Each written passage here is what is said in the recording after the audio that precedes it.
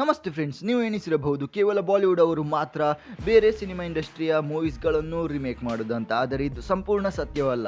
ನಮ್ಮ ಕನ್ನಡ ಇಂಡಸ್ಟ್ರಿ ಕೂಡ ಬಾಲಿವುಡ್ ಮತ್ತು ಇದರ ಮೂವಿ ಇಂಡಸ್ಟ್ರಿಯ ಮೂವೀಸ್ಗಳನ್ನು ರಿಮೇಕ್ ಮಾಡ್ತದೆ.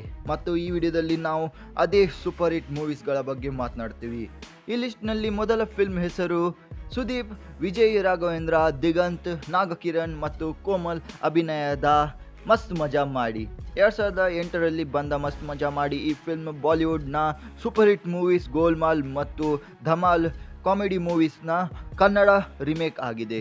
ಇದು ಒಂದು ಕಾಮಿಡಿ ಮೂವಿ. ಇದನ್ನು ನೋಡಿ ನಿಮಗೆ ನಕ್ಕು ನಕ್ಕು ಹೊಟ್ಟೆ ನೋವು ಆಗೋದು ಗ್ಯಾರಂಟಿ. ಈ ಲಿಸ್ಟ್ನ ಎರಡನೇ ಮೂವಿ 2009ರಲ್ಲಿ ಬಂದ ಸುದೀಪ್ ಅಭಿನಯದ ಸೂಪರ್ ಹಿಟ್ ಚಲನಚಿತ್ರ ವೀರ ಮದಕರಿ. ಈ ಫಿಲ್ಮ್ ತೆಲುಗಿನ ಸೂಪರ್ ಹಿಟ್ ಚಲನಚಿತ್ರ.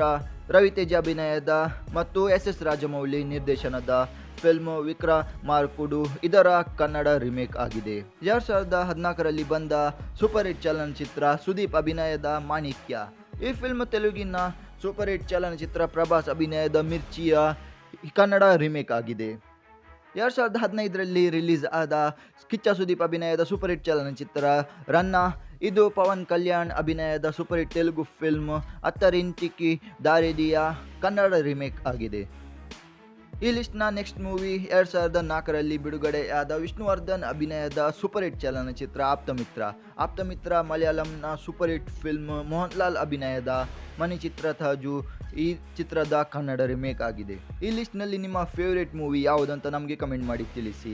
ಇನ್ನೂ ಕೂಡ ತುಂಬ ಮೂವೀಸ್ಗಳು ಇವೆ. 70s 80s ಮತ್ತು 90ಸ್ನಲ್ಲಿ ಅಂತೂ ತುಂಬ ಮೂವೀಸ್ಗಳು ಕನ್ನಡದಲ್ಲಿ ರಿಮೇಕ್ ಆಗಿತ್ತು. ಆ ಮೂವೀಸ್ಗಳ ಬಗ್ಗೆ ತಿಳಿಯಬೇಕಾದರೆ ನಮಗೆ ಕಮೆಂಟ್ ಮಾಡಿ ತಿಳಿಸಿ. ನಾವು ಈ ಟಾಪಿಕ್ ಮೇಲೆ ಇನ್ನೊಂದು ವಿಡಿಯೋ ಮಾಡ್ತೀವಿ.